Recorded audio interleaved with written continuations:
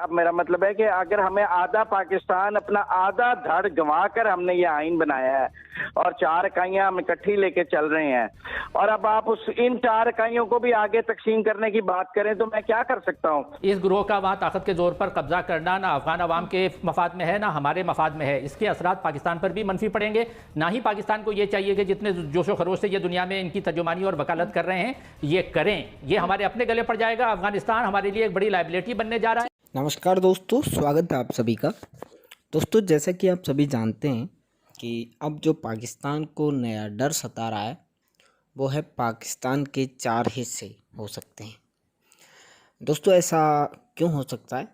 वो ये है कि यूनाइटेड नेशन में जो है स्पीच दे के आ चुके हैं प्राइम मिनिस्टर नरेंद्र मोदी, और अब उनका अगला टारगेट जो है गिलगित बाल्टिस्तान और अजीत डोभाल की जो स्ट्रेटजी है कि हमें पाकिस्तान को, जो सुब्रमण्यम स्वामी ने कहा था एक बार कि हमें पाकिस्तान को 4 हिस्सों में बांट देना चाहिए। और जो पाकिस्तान है वहाँ पे ये मेंटलिटी है कि यहाँ पर राष्ट्रपति का जो है एक तरह से शासन लाया जाए, राष्ट्रपति देश का प्रमुख हो। तो अब जो वहाँ के एक्सपर्ट हैं वो कह रहे हैं कि इन राष्ट्रपतियों ने ही इस देश का बेड़ा गर्क किया है, और अगर आप दोबारा से वही चीज़ लाना चाहते हैं तो इसका मतलब यही है कि पहले आधा मुल्क हम गंवा चुके हैं और अब जो 4 हिस्सों में हमने बांटा हुआ है ये भी ख़त्म हो जाएगा। इसका नुकसान में पाकिस्तान टूट गया। बिल्कुल सदारती निज़ाम का बड़ा नुकसान ये हुआ कि पाकिस्तान टूट गया। हमने इंतहाई बेईमानी से काम लिया। मैं बार बार ये कहता हूँ कि हमने बेईमानी की और मशरक़ी पाकिस्तान को और मगरबी पाकिस्तान को 2 यूनिट बनाकर पेनल्टी कर दी। उनकी भी सीटें एक जैसी हो गई, हमारी सीटें भी एक जैसी हो गई। हम अक़लियत में थे, वो अक्सरियत में थे। उनको पार्लियामेंट में बालादस्ती थी, वो ख़त्म की गई। यूँ पाकिस्तान टूट गया आपका, और सदारती निज़ाम के संभरात आपको नज़र भी आ गए। उसके बाद ये बिल्कुल दुरुस्त है कि एक शख्स कोई फ़ैसला करता है तो वो सही और गलत जल्दी हो जाता है, लेकिन उसके नताइज फिर बाद में भुगतना पड़ता है। अभी एनबीसी ने हमें याद दिलाया कि सदारती निज़ाम में ही मुल्क टूटा। मैं एक और बात याद दिलाना चाहूँगा कि पाकिस्तान को जितनी मरतबा जंगों में झोंका गया वो सदारती निज़ाम के दौरान झोंका गया। 1965 की जंग के दौरान सदारती निज़ाम था, 1971 की जंग को सदारती निज़ाम में झोंका गया, जनरल ज़ियाउल-हक के दौर में अफगान वॉर में झोंका गया, मुशर्रफ के दौर में एक दफ़ा फिर अफगान वॉर में झोंका गया। अगर इस दौरान में पार्लियामेंट की सुप्रीमेसी होती तो शायद हम उन जंगों से बच जाते और हम इतने लोग ना गंवाते। ठीक है मुजम्मिल साहब, पार्लियामानी निज़ाम जो है वो बहुत ताकतवर सिस्टम है। आपके ख्याल में क्या उसे खत्म करना इतना आसान है पाकिस्तान में स्पेशली?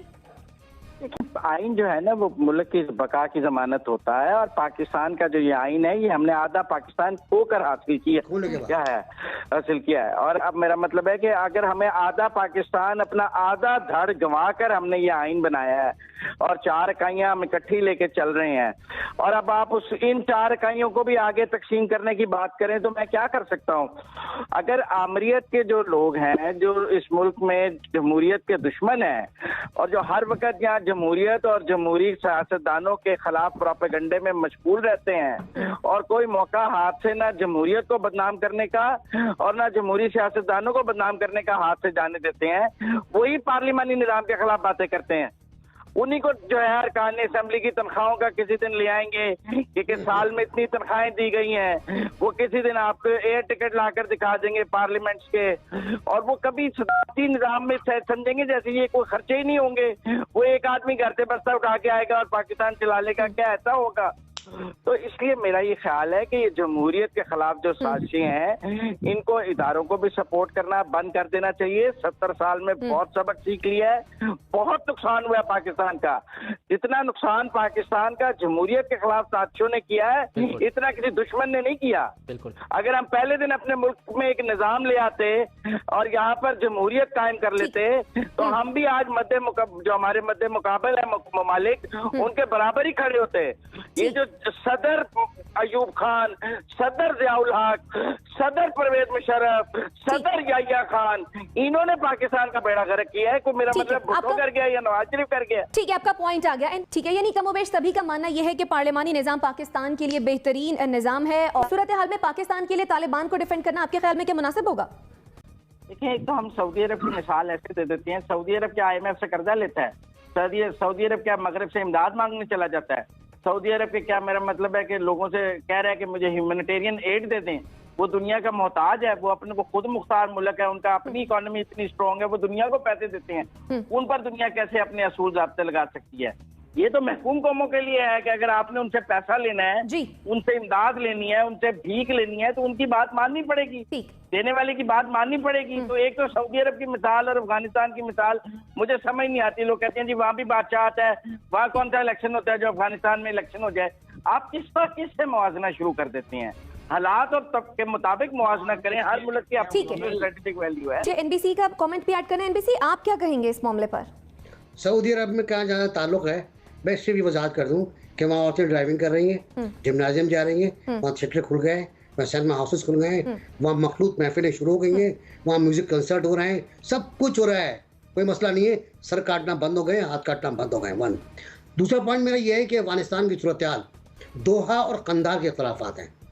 अब इसको समझने की कोशिश कर लें आप कि मैं क्या कह रहा हूँ कि दोहा और कंधार के इख्तलाफात हैं। पढ़े लिखे एक्सपोज तालिबान के दरमियान और कंधार के तालिबान जो मुल्क से बाहर नहीं निकले इख्तलाफात हैं, और वही इख्तलाफात आपके सामने आ रहे हैं, और ये खतरनाक है, और ये पाकिस्तान को बड़े आजमाइश में डाल सकते हैं। तो मेरा ख्याल ये है कि तालिबान को अपने आप को सॉफ्ट करना पड़ेगा, उनकी इमदाद मिलना शुरू हो रही है, वरना बंद हो जाएगी। ठीक है डॉक्टर नाजिर साहब।